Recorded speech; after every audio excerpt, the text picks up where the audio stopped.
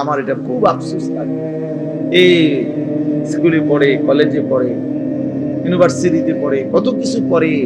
আহা বন্ধু, বাংলা কথা বলতে পারে, ইংরেজি অনেক কথা সুন্দর জানে, কিন্তু মঞ্জিল চেনে না, কোথায় গিয়ে থামবে।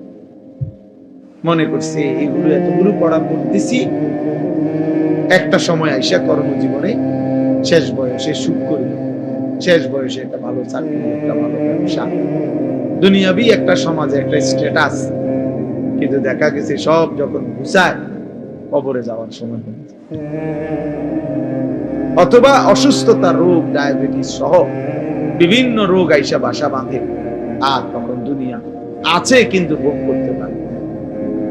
প্রতিদিন সকালবেলা যে কোনো ডায়াবেটিক হসপিটালে যান, 7টা বাজে, দেখেন কি পরিমাণ বয়স্ক মাঝ বয়সী লোক, ভদ্রলোক, শিক্ষিত, উচ্চ শিক্ষিত, সমাজের এলিট পার্সন কিভাবে বসে সিরিয়াল ধরে রয়েছে ডায়াবেটিস। তাইলে আমার ভাই, দুনিয়ার এই হায়াত, আমাদের এই বেঁচে থাকার জীবনটাকে দুই ভাগ করা, যে এক ভাগে আমি কিছুদিন করব বা কর্ম করব, আরেক ভাগে আমি সুখ করব, এতটুকু দিয়ে দুনিয়ার জীবনটাকে ভাগ করা আর এর দূরের উপরে নিজের পরিকল্পনাকে সাজানো, আল্লাহর কসম এটা আহাম্মক ছাড়া, বেওকুফ ছাড়া আর কিচ্ছু হইবে না।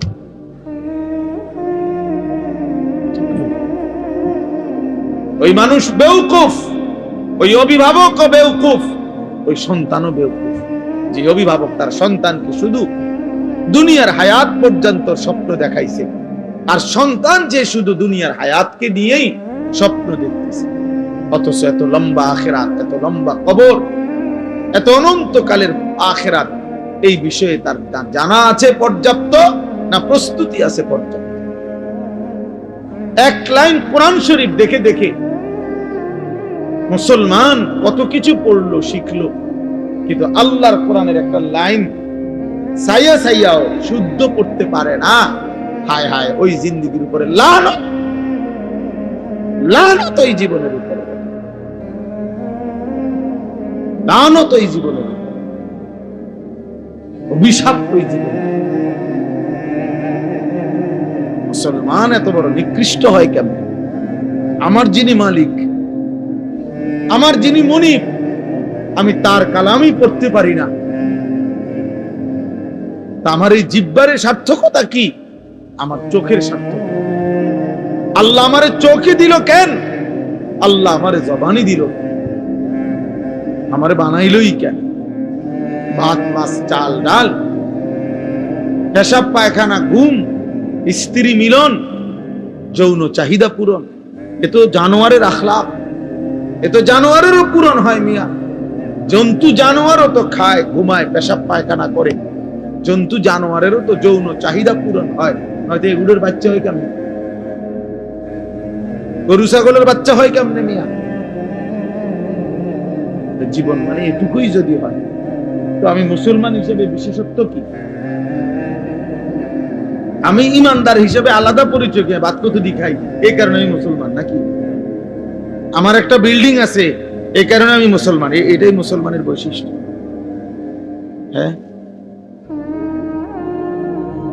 বলেন, ছেলেরা বলো বাপ, নিজেকে তো কমপক্ষে চেনো ভাই। আমি লম্বা করতে চাই না, কমপক্ষে দোস্ত আমার, বন্ধু আমার, সাথী আমার, নিজেকে তো চেনো কমপক্ষে। এদ্দুর বোকা কেমনে হয় মানুষ যে আমি একটা ছেলে বলো ভাই, এই যারা নামাজ পড়ো না, এটা তোমার শেষ পর্যন্ত কোথায় নিয়ে যাবে? তুমি যারা দিন রাত নারী দেখো, ছবি দেখো, মোবাইল নিয়ে পড়ে থাকো, বন্ধু কোথায় গিয়ে থামবা বলো? ইনসাফ। একজন সুদখোর বলেন, এই হারামখোর, তোর বেটা প্রয়োজন শেষ হবে কোন দিন? নাফরমান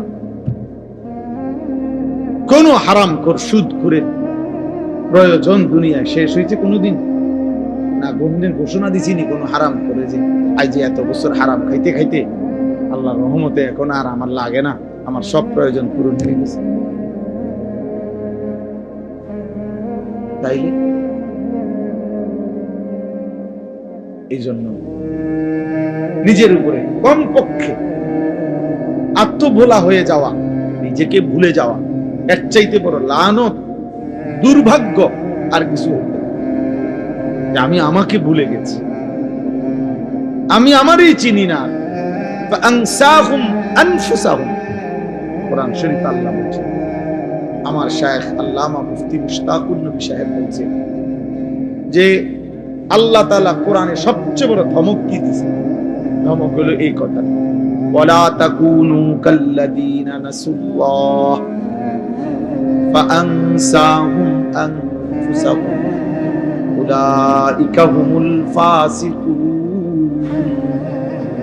আল্লাহ বলে বান্দা, মুমিনকে বলছে, এটা ঈমানদারদের। এই আয়াতের আগের আয়াত, ইয়া আইয়ুহাল্লাযীনা আমানু, হে ঈমানদার মুমিন, আমি আল্লাহকে এই পরিমাণ ভুলে যেও না। ওয়ালা তাকুনু কাল্লাযীনা নাসুল্লাহ, এমন হয়ো না যে যারা আমি আল্লাহকে লম্বা সময় ভুলে গেছে। আমি কিন্তু একটা শাস্তি দেই, যে আমাকে লম্বা সময় ভুলে যায়, যে আমার নাফরমানিতে ডুবে যায়, আমি তার একটা শাস্তি দেই বান্দা।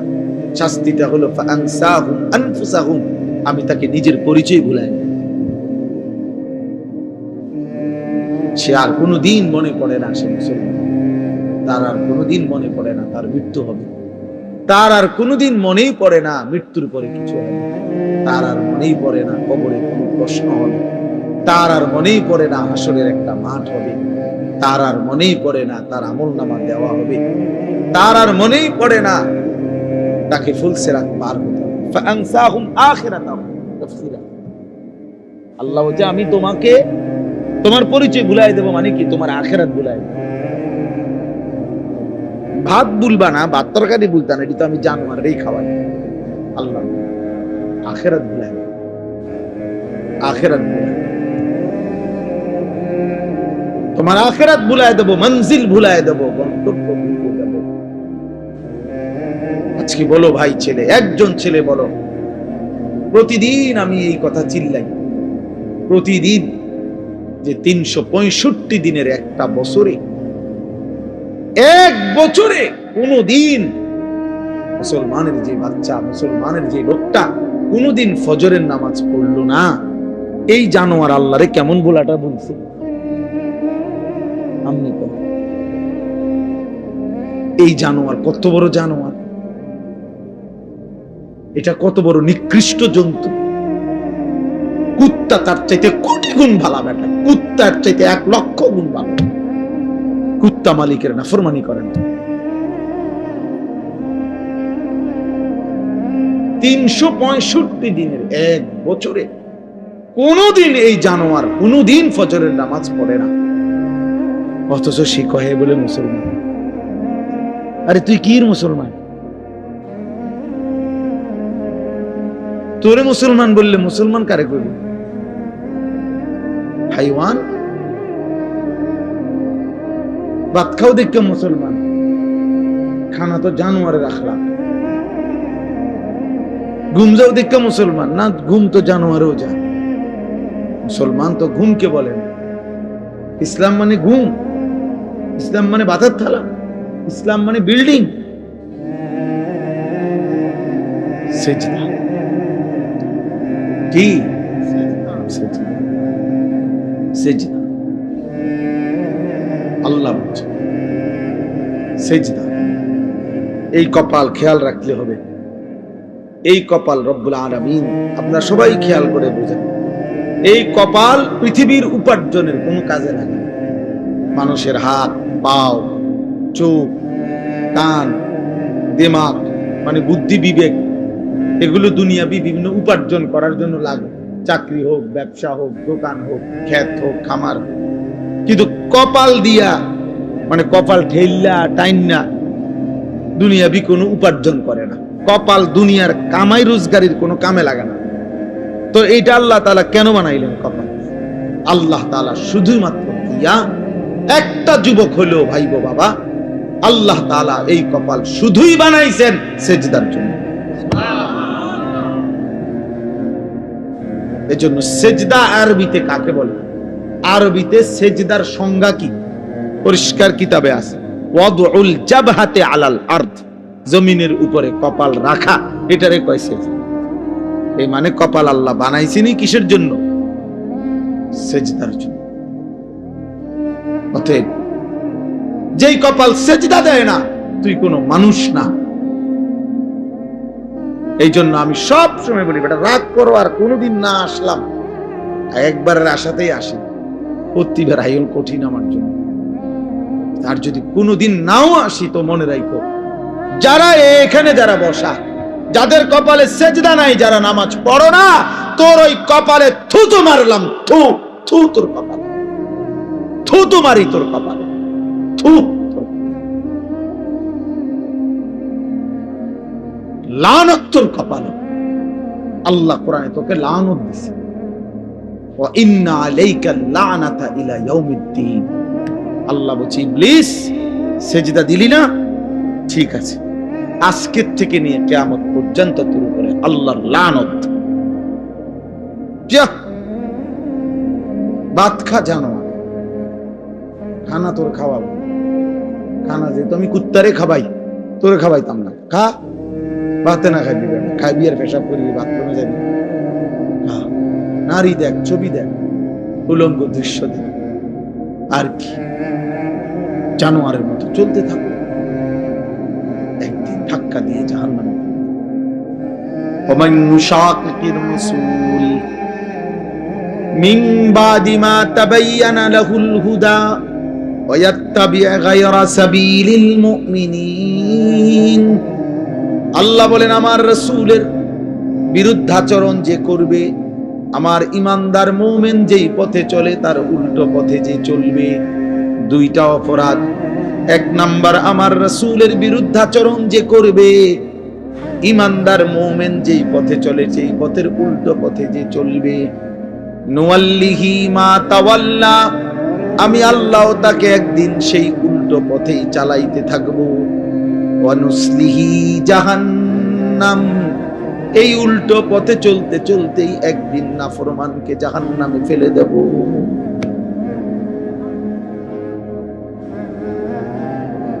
হ্যাঁ ভাইয়া, ভাত খাওয়াবে ঠিক, কিন্তু যদি আল্লাহ কোনোদিন, আর আমার কথা রাগ হইও না দোস্ত, যারা নিয়মিত নামাজ পড়েন না, হালাল খান না, সুদ খাইতেছেন, ঘুষ খাইতেছেন, কিস্তি লইতে আছেন, ওজনে কম দিতে আছেন, বেডি নাচে, নাচ দেখে, গান দেখে, বেপরদা চলে, ঘরে টেলিভিশন চলে, নর্তকী নাচে। আচ্ছা, যদি আল্লাহ তাআলার কোনদিন না ফিরায়, আর কোনদিন যদি তৌফিক না দেয়, যুবক মনে করো, আর কোনদিন তোমার সেজদার তৌফিক দিলই না, আর কোনদিন মনেই পড়লো না, তো কি হবে অবস্থা? কোনদিন আর এই গুনাহ থেকে, হারামের উপার্জন থেকে, সুদের টাকা, ঘুষের টাকা, হারাম উপার্জন থেকে আর ফিরবার সুযোগই দিছে না, মনে করেন, তো তখন কি হবে? হ্যাঁ, এরপরে গন্তব্যটা কোথায়? এটা বোঝা উচিত, এটা বোঝা উচিত। আমরা ওয়াজ শুধুই ওয়াজ, বক্তা যাচাই করা না, যে এক এক বছর লাইরে ছেড়ে বক্তা দাওয়াত দাও, যখন যার একটু পরিস্থিতি আছে তারে আইনা দাওয়াত দাও, কিছু লোক হইব, কিছু শর্টপরি বুট বাদাম বেচা হইব, হ্যাঁ কিছু মানুষ, এর জন্য না। বা আমি ব্যক্তিগতভাবে এর পক্ষপাত না, আমার কথা হইলো একজনই শুনুক আর 10 জনই শুনুক, বলতে হবে আল্লাহর জন্য। এজন্য ভাই আমার, বাবা আমার, আমরা প্রত্যেকেই ইনশাআল্লাহ আল্লাহর দিকে ফিরে, আল্লাহর দিকে ফিরে আসা, মালিককে সেজদা দেওয়া, এর মধ্যেই আমাদের ইজ্জত, শান্তি, নিরাপত্তা, দুনিয়ারও সৌন্দর্য, আখিরাতেরও সৌন্দর্য। কোনো হারামখোর খুশিতে নেই, কোনো সুদখোর বেঈমান, এই ঘৃণিত কোনো পাপী মানুষের কাছে সমাদৃত হয় না। কেউ হয়তো সামনাসামনি বেইজ্জতি হয়, কেউ হয়তো পিছনে হলেও কি হয়, বেইজ্জতি। কোন সুদখোর রে কেউ কোনো জুনায়েদ বাগদাদি কয় না। মানুষ এত বেকুব না, আপনি খাইবেন সুদ, আর মানুষের মাশাআল্লাহ মানে দেখতে একটা জুনায়েদ বাগদাদি, হ্যাঁ মানুষে চিরা খায় আর আপনি ভাত খান। মানুষে বোঝে না, বাটফার রে মানুষে চিনে। কথা বোঝেন নাই যে মানুষ আলোকে আলোই বলে, অন্ধকারকে কি অন্ধকারই বলে। এজন্য প্রত্যেকটা ফরমান সীমালঙ্ঘনকারী, জালেম, বেইজ্জতি হয়। এটা সবক বন্ধু, সবক। এটা আমাদের জন্য শিক্ষা। একটা আদালত অঙ্গন, যাদের কথায়, যার কথায়, আঙ্গুলের ইশারায় যার উঠত বসত, থরথর করে কাঁপত, সময়ের অল্প দিনের ব্যবধানে আজ যখন সেই আদালতে তাকে নেওয়া হয়েছে, তোর পথচারীরা তারে থাপড়ায়, পৃথিবীবাসী দেখছে, পৃথিবীবাসী দেখছে। পথচারী থাপড়ায়, নির্বাক, একটা শব্দ উচ্চারণ করার মতো হিম্মত। কোথায় সেই অহংকারী, কোথায় সেই প্রতাপ? বলেন, বলেন। সবক নেন, শুধু রাজনীতির হিসাব না, জীবনের জন্য সবক নেওয়া উচিত, জীবনের জন্য। এই দেখবেন একদিন এমন নিকৃষ্ট হবে যে পৃথিবীব্যাপী ফেরাউন নমরুদের মতো পৃথিবীবাসী একদিন তাকে দিয়েও দৃষ্টান্ত দেবে, কোন সন্দেহ নেই। নামের এই কুত্তারে দিয়েও একদিন পৃথিবীবাসী উদাহরণ দেবে যে ফেরাউন নমরুদের পরবর্তী এক নমরুদের উত্তরসূরি ছিল, ফেরাউনের এক উত্তরসূরি ছিল নেতানিয়াহু। এজন্য কেউ ভাইয়া, কেউ না ইজ্জত পায় না বাপ, কোন না আমি কিংবা তুমি, জওয়ান কিংবা বুড়া, সম্মান মিলবে না, সম্মান মিলবে না। এই জন্য দয়া করে নিজের উপরে দয়া করেন, নিজের সুন্দর করেন, আখলাক সুন্দর করেন, হালাল উপার্জনের প্রতি যত্নবান। মানুষ ঘৃণাই করে। আরবিতে একটা প্রবাদ আছে, অফিকা উয়ুবুন ওয়ালিন্নাসি আয়ুনুন। আমরা কিতাবে পড়ছি যে আরবিতে বলে তোমারও দোষ আছে, মানুষেরও চোখ আছে। তোমারও দোষ আছে, মানুষেরও কি আছে? চোখ আছে। মানুষ চোখ বন্ধ করে থাকে, কাজে মানুষ বুঝে। এই জন্য প্রিয় ছেলে ভাই, তোমাদেরকে বলি ভাই, যারা এক ওয়াক্ত নামাজ পড়ো না, তুমি এক মিনিট ভাইবা দেখো এই সমাজের মানুষ তোমাকে কি মনে করে। সারাক্ষণ নারী ছবি, মোবাইলে অস্থির দৃশ্য, তুমি ডানে বামে তাকায় দেখো, মানুষ তোমাকে প্রিয় মনে করে না, প্রিয় মনে করে। তো আল্লাহর কাছেও তোমার ইজ্জত হারাইলা, কারণ গুনাহ তো কোনো পাপীকে তো আল্লাহ তাআলা সম্মানিত করবে না, করবেন? তো মানুষের কাছেও তো তুমি ঘৃণিত, মানুষের কাছেও তো লোক ঘৃণিত। তো জীবনের অর্জন কোথায় বলে? আল্লাহ আমাদেরকে মাফ করে দেন। এর বিপরীতে আমরা এবার এই যে আয়াত পড়ছি, ইব্রাহিম আলাইহিস সালামকে লক্ষ্য করে এই সংকেত আর অল্প একটু কথা বলি, শেষ। ইব্রাহিম আলাইহিস সালামকে লক্ষ্য করে আল্লাহ তাআলা এই কথাটা বলছেন। আমি যে আয়াতটা পড়ছি কোরআনুল কারীমের 17 নম্বর পারা 22 নম্বর সূরা, সূরা হজ। এই সূরার দুইটা আয়াত 27, 28, এই দুই আয়াত পড়ছি। একজন শ্রেষ্ঠতম প্রিয় নবী ছিলেন ইব্রাহিম আলাইহিস সালাম। ইব্রাহিম আলাইহিস সালামের নাম আমরা সবাই জানি, আল্লাহ তাআলার বহুতই মহব্বতের একজন নবী, একজন রাসূল। আল্লাহ তাআলা যাকে নিজের খলিল বানাইছেন, ওয়াত্তাখাযাল্লাহু ইব্রাহিমা খলিলা। আল্লাহ তাআলা বলেন আমি আল্লাহই ইব্রাহিমকে খলিল, বন্ধু বানাই, বন্ধু বানাই। আল্লাহ তাআলা কুরআনুল কারীমের মধ্যে বলছেন ইব্রাহিম আলাইহিস সালামকে যে সে একজন ব্যক্তি, কিন্তু পৃথিবীবাসী শোনো, আমি আল্লাহ বলতেছি আমার ইব্রাহিম একাই কানা উম্মাতান, ইব্রাহিম একাই একটা জাতি। তিনি একজন ব্যক্তি না, বরং এক ব্যক্তি একটা জাতি। আল্লাহ তাআলা কুরআনুল কারীমের মধ্যে বলেছেন, আল্লাহ তাআলা কোরআনে বলছে ইন্নী জাইলুকা লিন-নাসি ইমামা। ইব্রাহিম আমি তোমাকে পৃথিবীবাসীর গোটা বিশ্ব মানবতার ইমাম বানিয়ে দিলেন, ইমাম বানিয়ে। আল্লাহ তাআলা কোরআনে বলছেন হুয়া সাম্মাকুমুল মুসলিমিন, মুমিন শোনো ঈমানদার, ইব্রাহিমই তোমাদের মুসলিম নামকরণ করেছেন। অনেক মর্যাদা, অনেক সম্মান, অনেক বৈশিষ্ট্য আল্লাহ তাআলা কোরআনুল কারীমের মধ্যে আছে। কানিতান, আল্লাহর অনুগত, শাকিরান লিআনউমি, আল্লাহ তাআলার সমস্ত নিয়ামতের প্রতি কৃতজ্ঞ। এটা আল্লাহ বলছে ইব্রাহিম আলাইহিস সালামের সিফাত।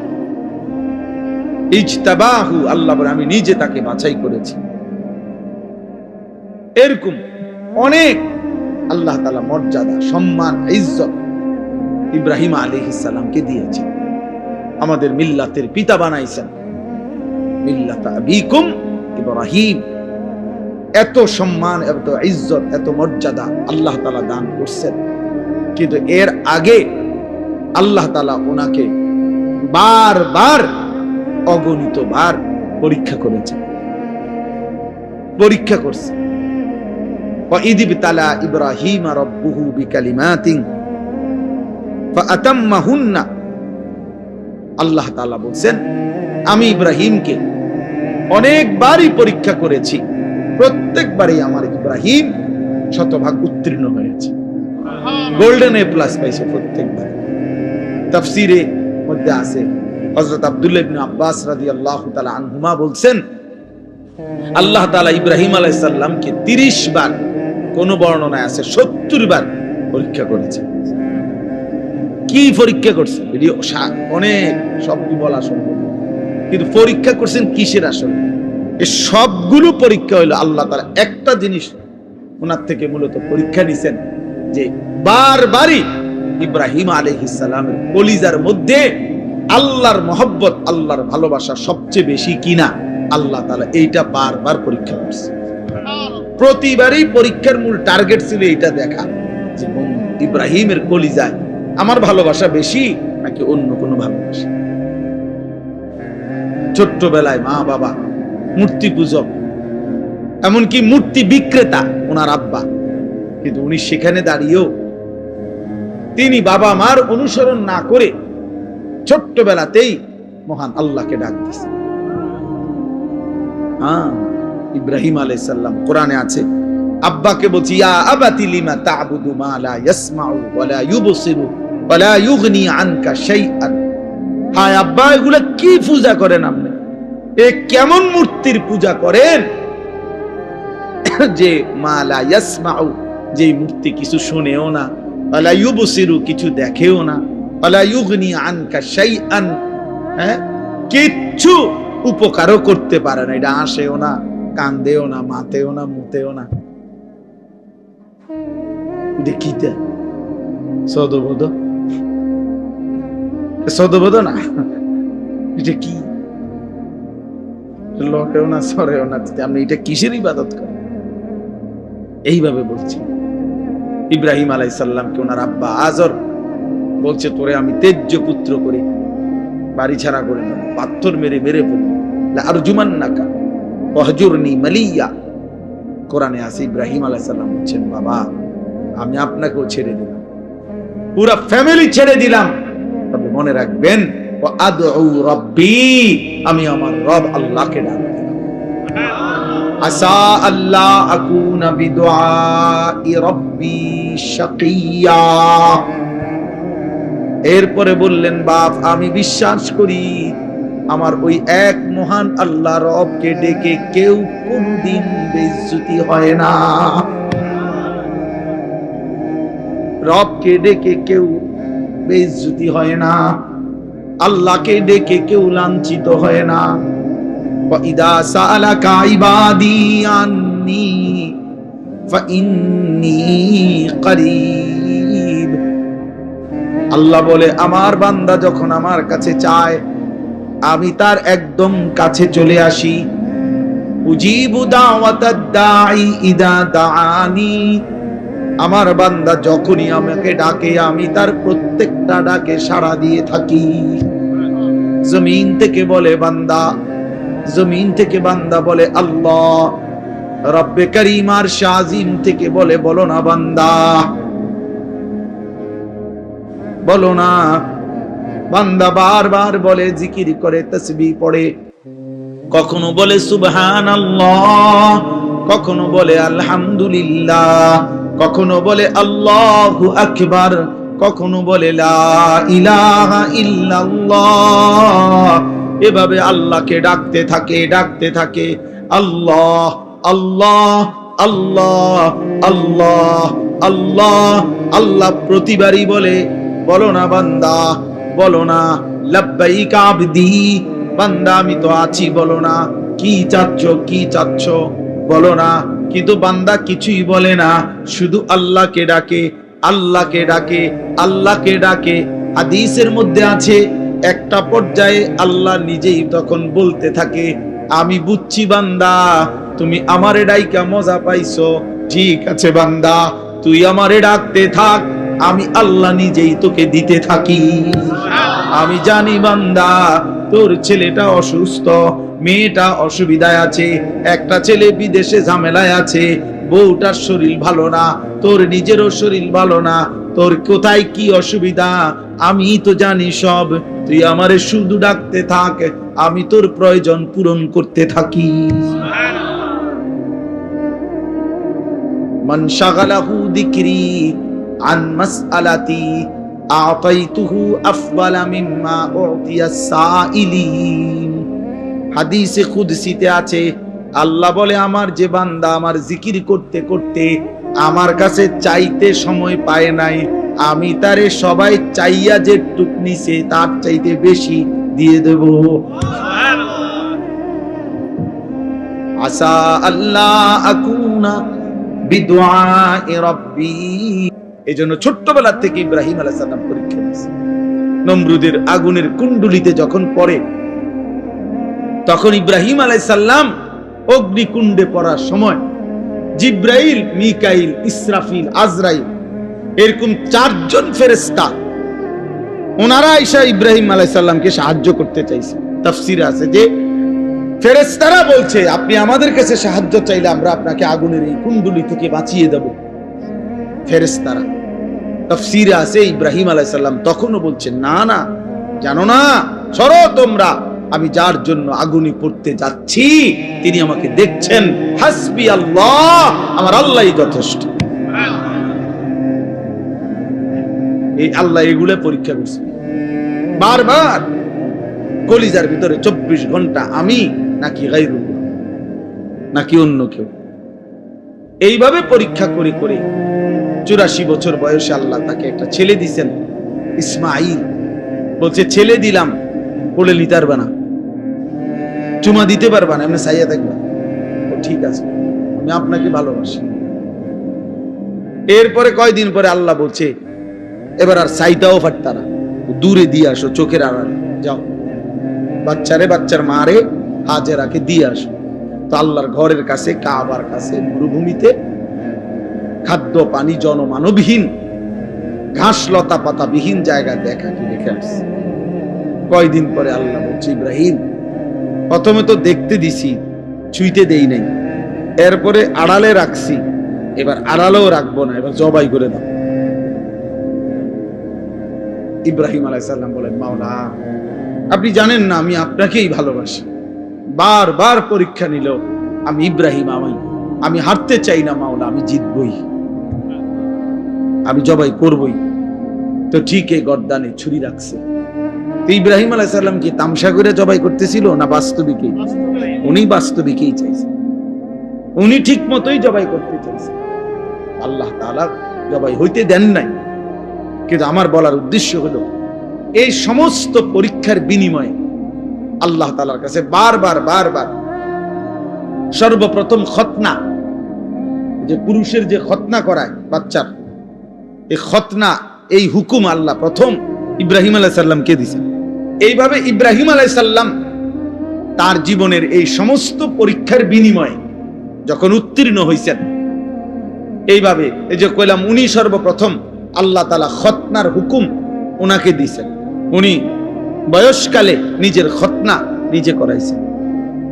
প্রথম দাড়ি চুল এই পৃথিবীতে প্রথম ব্যক্তি যার দাড়ি চুল সাদা হইছে বুড়ার কারণে, বয়সের কারণে, ইব্রাহিম আলাইহিস সালাম। আউয়ালু মান শাবা, মানে উনার আগে আদম আলাইহিস সালামের পরে কারো চুল দাড়ি সাদা হতো না, বুড়া হইল। সর্বপ্রথম আল্লাহ তাআলা উনার চুল দাড়ি সাদা বানাইছেন। কওমের লোকেরা বহু মন্দ কইছে যে ধর্মান্তরিত হওয়ার কারণে, বাপদাদার ধর্ম ছেড়ে দেওয়ার কারণে চেহারা পাল্টায় গেছে। কিন্তু ইব্রাহিম আলাইহিস সালাম আল্লাহ তাআলার মহব্বতকে প্রাধান্য দিয়ে কারো কোনো নিন্দায় তিনি সামান্যতম প্রভাবিত হন নাই। এইভাবে বারবার পরীক্ষা দিয়ে ইব্রাহিম আলাইহিস সালাম যখন উত্তীর্ণ হইছেন, সেই উত্তীর্ণ হওয়ার পরে আল্লাহ তাআলা তাকে এবার বলছে, ইব্রাহিম আমি তো তোমার কিছু একটা পুরস্কার দিতে চাই, চলো ইব্রাহিম, পুরস্কার স্বরূপ আমার ঘর, কায়নাতের সর্বশ্রেষ্ঠ ঘর, আমি আল্লাহ তাআলার ঘর কাবা তোমার হাত দিয়ে বানাইতেছি। তুমি আমার ঘর বানাও। আমার এই ঘর আমি আদম আলাইহিস সালামের জামানায় ফেরেশতাদের মাধ্যমে বানাইছিলাম। নূহ আলাইহিস সালামের জামানায় আমি ঘরের উপরের প্রাচীর দেওয়াল তুফানের সময় আমি উঠাই নিয়েছিলাম। অনেক দিন হয়েছে আমার ঘরের ভিত্তি আছে নিচে, কিন্তু উপরের আর বানাই নাই। এবারে তোমারে দিয়ে বানাই, তো তুমি আমার ঘর বানাও। ওয়াইদ বাওয়ানা লিইব্রাহিম মাকানাল বাইত, আল্লাহ বলেন আমি নিজে ইব্রাহিমকে তার জন্য আমার ঘর জায়গা সম্পূর্ণ নির্ধারণ করে দিলাম। এরপরে সংক্ষেপ কথা হলো, ইব্রাহিম আলাইহিস সালাম ওনার ছেলে ইসমাঈলকে নিয়ে আল্লাহর ঘর নির্মাণ করছেন। আল্লাহর ঘর নির্মাণ করার পরে আল্লাহ তাআলা তখন এই আয়াত আল্লাহ বলছে, ওয়াআদ্দিন ফিন নাস বিল হজ্জ, ইব্রাহিম তুমি যেহেতু আমার ঘর বানিয়েছো, অতএব আমার এই ঘরকে কেন্দ্র করে সারা পৃথিবীর আমার বান্দাদেরকে ঘোষণা দাও যে তারা যেন আমার এই ঘরকে উদ্দেশ্য করে হজে আসে। ওয়াআদ্দিন ফিন নাস বিল হজ্জ, হজ্জের ঘোষণা দাও। ইব্রাহিম আলাইহিস সালাম বললেন, আয় মাওলা, এত দূর দূরান্তে আপনার বান্দাদের কাছে আমি আওয়াজ পৌঁছাবো কেমন? আমি ডাক দিলে শুনবে কয়জন? তো আল্লাহ তাআলা বললেন, ইব্রাহিম আওয়াজ দেওয়া, ডাক দেওয়া, আহ্বান করা, আজান দেওয়া এটা তোমার দায়িত্ব, পৌঁছানো আমার দায়িত্ব।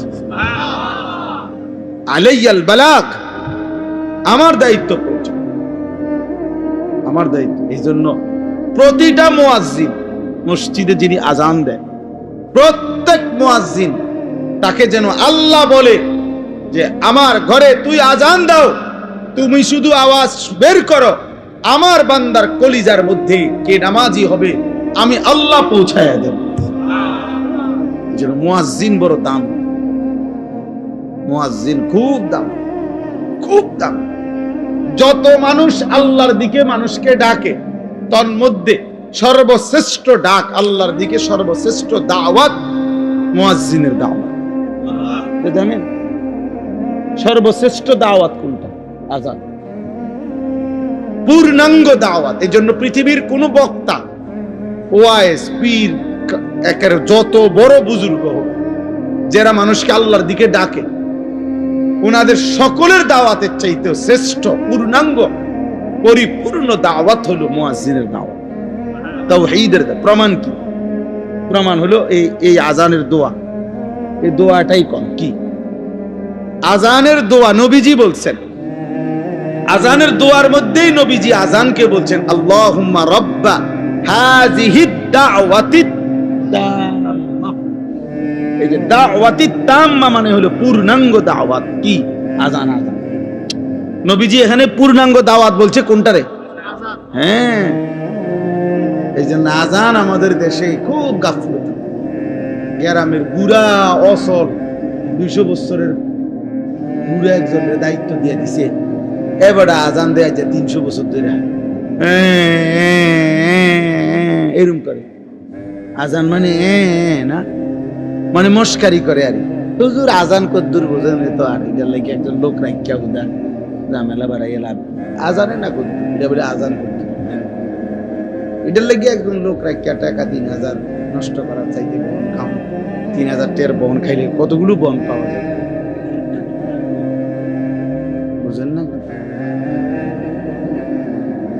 আশ্চর্য, আফসোস, অসংখ্য মসজিদ খামখেয়ালি করে মুয়াজ্জিন রাখে, মনে করে এটা কিচ্ছু না, এটা আজান কদ্দুর হুজুর, এটা লেগে এত একটা লোক রাখতে করছে, একজন যদি দিলেই হইলো, এটা হইতো তো রাসূলুল্লাহ সাল্লাল্লাহু আলাইহি সাল্লামের জামানায় সমস্ত সাহাবী তো আজান দিতে পারতো, তো আলাদা বেলালকে নির্ধারণ করা হলো কেন? কথা বলেন না কেন? আলাদা নির্ধারণ করা হলো কেন? রাসূলুল্লাহ সাল্লাল্লাহু আলাইহি সাল্লাম মুয়াজ্জিন নির্ধারণ করছেন কিনা বলেন? এটা খেয়াল করুন। মসজিদের ইমাম, মসজিদের মুয়াজ্জিন, মসজিদের সমস্ত টাইলসের চাইতেও দাম। মসজিদ টাইলস না হলেও চলতো, কিন্তু মুয়াজ্জিন থাকা দরকার ছিল। মসজিদে SS5 এর গেট না লাগাইলেও চলতো, মসজিদে উপযুক্ত ইমাম থাকা দরকার ছিল। আগে কইয়া লয় 4000 টাকা 5000 টাকার ভিতরে হুজুর একজন হুজুর দেন, 5000 এর ভিতরে হুজুরে দিতে হবে 5000 এর ভিতরে।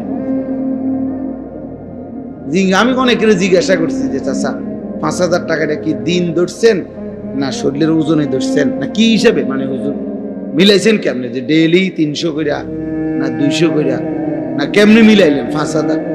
নাকি হুজুরের শরীরের ওজন, যদি হুজুরের ওজন হয় আপনার 60 কেজি, তাহলে বেতনে 5000 কেমনে মিলাইছেন?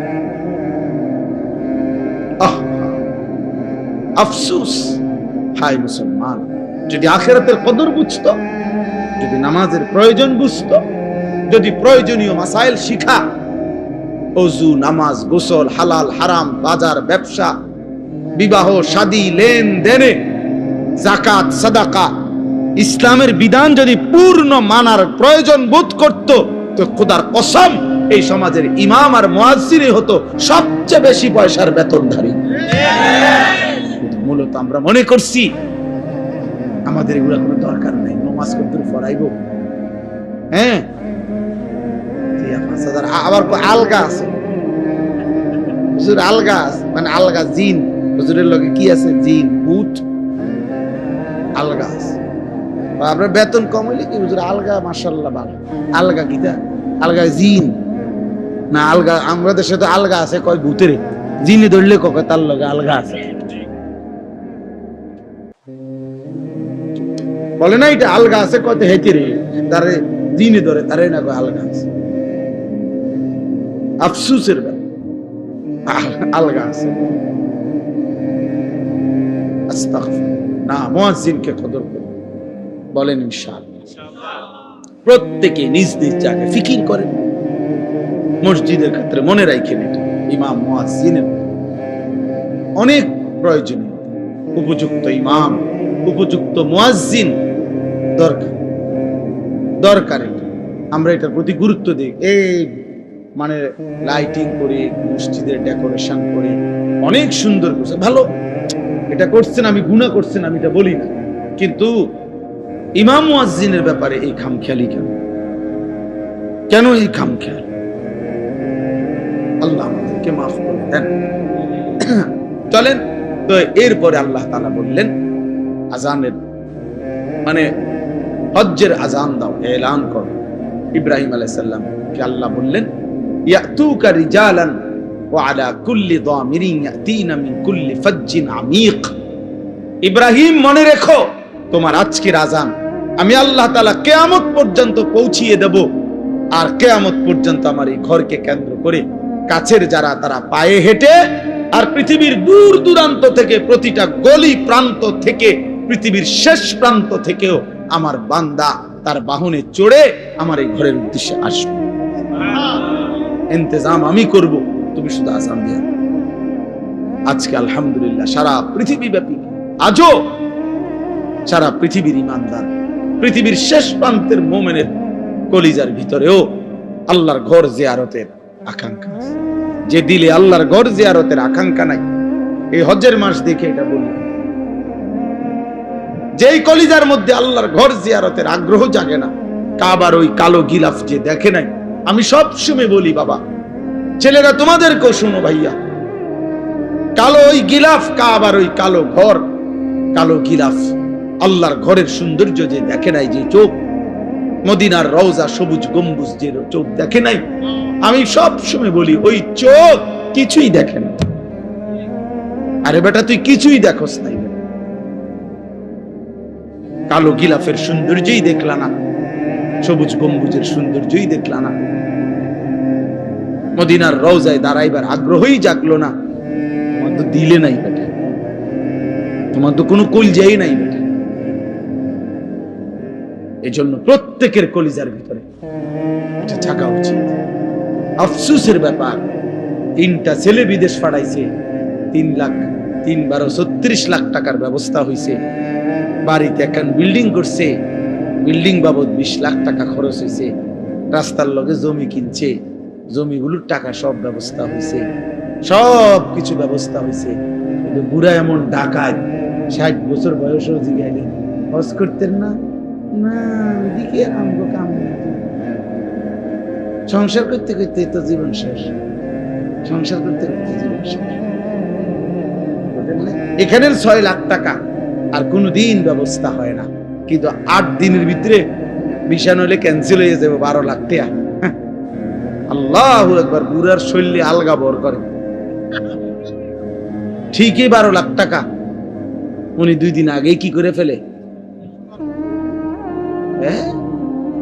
অথচ হজ্জের টাকা হয়। আল্লাহর ঘর জিয়ারতের স্বপ্ন জাগে না। আল্লাহর ঘর জিয়ারত, রাসূলুল্লাহ সাল্লাল্লাহু আলাইহি ওয়াসাল্লাম বলেন, পরিষ্কার হাদিস, যার উপরে হজ ফরজ হলো অথচ হজ না করে মরে গেল, কসম আল্লাহ, নবীজি বলে আমি জানি না এটা হয় ইহুদি মরলো নয় খ্রিস্টান, মুসলমান মরলো না। অতএব এইটাই আমার শেষ কথা, দয়া করে ভাবতে শিখি।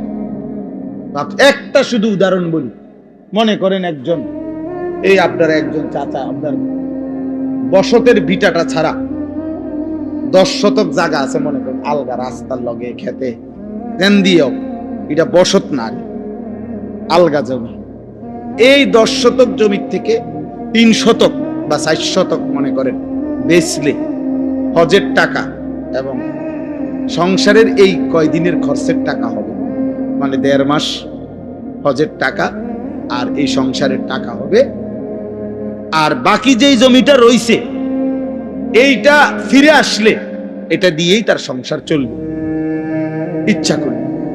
কসম খোদার, যদি কোনো মুসলমানের আর এই ব্যক্তির কাছে শুধু এই জমিটাই আছে, আর টাকা পয়সা, ব্যাংক ব্যালেন্স, ব্যবসা, অন্য আর কিচ্ছু নাই, কিন্তু এতটুকু জমি আছে যে জমির কিছু অংশ বিক্রি করলে হজের টাকা এবং সংসারের খরচের এই কয়দিনের টাকা হবে, ফিরে আসলে ওই বাকিটুকু জমি দিয়েও ইচ্ছা করলে তার সংসার চলবে, ওই ব্যক্তির উপরে আল্লাহর কসম হজ ফরজ। এবার আপনারা হিসাব করেন বইয়া বইয়া কি পরিমাণ মুসলমানের উপরে হজ। না হেবাটা হজ যাইতো না, যাইব কেমনে? গেলাম হইলে তারা 3 বারে বিদেশ পাঠাইছে, তারারে যদি আল্লাহ লোয়াইতো, তারা যদি পাঠাইতো,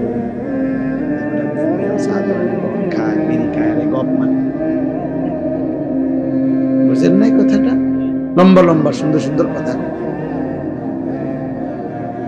3 ফুটে যদি দয়া করে তারা যদি বিদেশের টাকা দিয়া খবরে হজে পাঠায় তাহলে যাবে, নাহলে যাবে না। তো কোন সন্তান বিদেশ পাঠাইলেনি হজ ফরজ হয়? কথা বলেন না কেন? তো ফুট বিদেশের লগে হজের কি?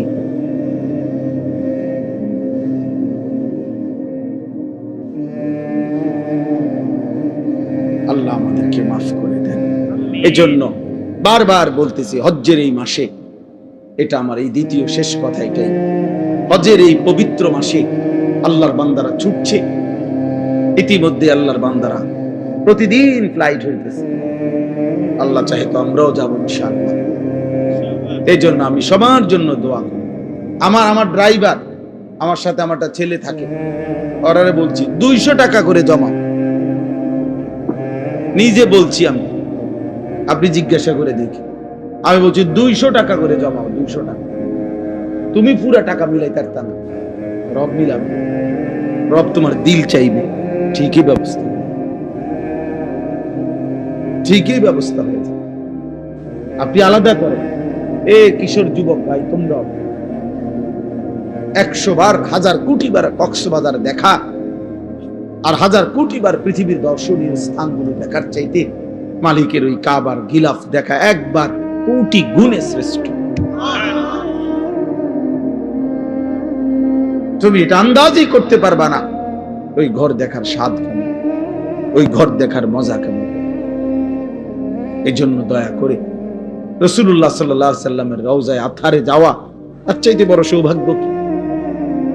আমি প্রথম যে বছর নবীজির রওজার সামনে দাঁড়াইছি, তো আমি তাকাইয়েই রইছি আর কাঁদতেছিলাম আর বলতেছিলাম যে হায় রাসূল, সেই ছোট্টবেলা থেকে কতবার আপনার নাম নিলাম, কত কিতাব পড়লাম, কতভাবে আপনার নাম বললাম, আর আপনি এখানে,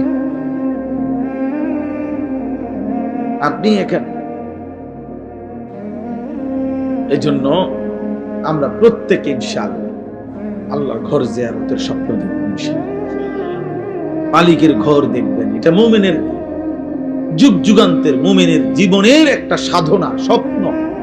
আমি আমার রবের ঘর দেখব। এর টাকার হিসাব আমার শায়েখ আল্লামা মুফতি মুশতাকুর নবী সাহেব প্রতি বছর, আমি মনে হয় 20 বছর ধরে দেখি, সব সময় হজ্জে যায়, উমরায় যায়। আমি একবার ওনারে জিজ্ঞাসা করছি যে হুজুর, এই পর্যন্ত আপনি কয়বার হজ করছেন, হজ উমরা করছেন কয়বার? হুজুর এক সুন্দর কথা বলছে, মৌলানা শ্বশুর বাড়িতে মানুষে কয়বার যায়, গুণানি যায়? শ্বশুর বাড়িতে কি গুণিনি যায়? বললেন তো মানে অর্থ হইল যে মৌলানা হজ্জের সফর ভালোবাসার সফর। কিসের সফর? ভালোবাসার সফর। এ তো প্রেমের সফর, এ তো মহব্বতের সফর। অতএব ভালোবাসার সফরে আবার হিসাব কি, কয়বার গেছি এই হিসাবের তো বিষয় না, মালিকের ঘরে বারবার যাইতে পারা এটাই তো বড় বিষয়। আমি ওই উপরে তাওয়াফ করলে, মানে কাবা ঘরের চারদিকে যে তাওয়াফ করে, এখন আধুনিক সিস্টেম হলো ওখানে নিচতলা আছে, দোতলা আছে, 3 তালা আছে, 4 তালা আছে, এমনি একের 6 তালা পর্যন্ত আছে। তো চারদিকে তো 3 তলায় তাওয়াফ করলে ধাক্কা ধাক্কি কম, ঠেলাঠেলি কম, আরামসে তাওয়াফ করা যায় আস্তে আস্তে। তো কিন্তু সময় বেশি লাগে, প্রায় 1 ঘন্টা 1 ঘন্টা 10 মিনিট সময় লাগে। নিচে করলে 20-25 মিনিট সময় লাগে। হ্যাঁ, তো আমি একদিন হুজুরে আমারে বলতেছে মৌলানা 3 তালা দিয়ে তাওয়াফ করবেন। আমার আবার 2 দিন পরে আমারে কইলো তাওয়াফ করছেন? আমি কহ করছি। কখন দিয়ে আমি বললাম নিচে। আপনারা না বললাম উপরে তাওয়াফ করতে? আমি বললাম করছি তো, কিন্তু এনে সময় বেশি লাগে, 1 ঘন্টার উপরে লাগে। এই তখন হুজুরে আমারে বলছিল মৌলানা সময় কি আপনার আব্বার? আমি বলছি না, আল্লাহ। বললেন তাহলে আল্লাহর দেওয়া সময় আল্লাহর জন্য একটু বেশি ব্যয় হবে, এর জন্য আপত্তি কিসের? এই জন্য দয়া করে আল্লাহর দেওয়া রিজিক, আল্লাহর দেওয়া মাল, আল্লাহর দেওয়া সম্পদ আমার মালিকের জন্য খরচ হবে, এটার মধ্যে কার্পণ্য কিসের? আর আল্লাহর নবী সাল্লাল্লাহু আলাইহি ওয়াসাল্লাম বলছেন মা আমআরা হাজ্জুন কাত্তু, এই শেষ কথা বলবেন নবীজি বলছেন, আল্লাহর কসম নবী বলছেন, কোন হাজী হজের জন্য উমরার জন্য আল্লাহর পথে এই হজ উমরার সফরে খরচ করে নবীজি বলছেন কখনোই গরিব হবে না। বিয়াতে খরচ করে মানুষে ফকির হয়, ব্যবসায় খরচ করে মানুষে ফকির হয়, অন্যখানে ফকির হইতে পারে, বিল্ডিং করতে গিয়া ফকির হয়ে গেছে, কিন্তু রাসূল বলছে আমার আল্লাহর ঘরের জিয়ারত করতে গিয়ে টাকা খরচ করার কারণে এই লোকটি ফকির হইছে, এমনটা হবে না, আমি রাসূল গ্যারান্টি দিলাম। আল্লাহ আমাদের প্রত্যেককে আল্লাহর ঘর জিয়ারতের তৌফিক দান করেন। একটা জরুরি কথা রয়েছে না? জি জি, ছোট্ট একটা কথা, 2টা মিনিট মেহেরবানি করে। এই যে মসজিদের উদ্যোগে মাহফিল, মসজিদের অনেকগুলো কাজ বাকি আছে, আপনারা প্রত্যেকেই একটু পকেটে হাত দিলে দয়া করে, রাত অনেক হয়েছে, আপনাদেরও কষ্ট হবে, আমরারও কষ্ট হবে। এই জন্য মহব্বত করে মসজিদের জন্য একটু সহযোগিতা করবেন। আর যদি কেউ বলেন পরে দিবেন, তো সেটাও বলে রাখেন, আপনারটা আপনি পৌঁছাইয়েন। আর এখন যারা দিবেন, দয়া করে প্রত্যেকে ভালোবেসে মহব্বতে আল্লাহর ঘরের জন্য একটু দান করেন। 2-4 জন বুঝের ভাই দাঁড়ায়া নেন। আর যদি কেউ বলেন পরে দিবেন, তো সেটাও বলে রাখেন যে আমরা শুনে রাখলাম, তাইলে ইনশাআল্লাহ পরে পৌঁছায় দিবেন। স্বেচ্ছাসেবক ভাই যাও, মনে মনে সূরা ফাতিহা একবার, 3 বার কুল হুয়াল্লাহু আহাদ।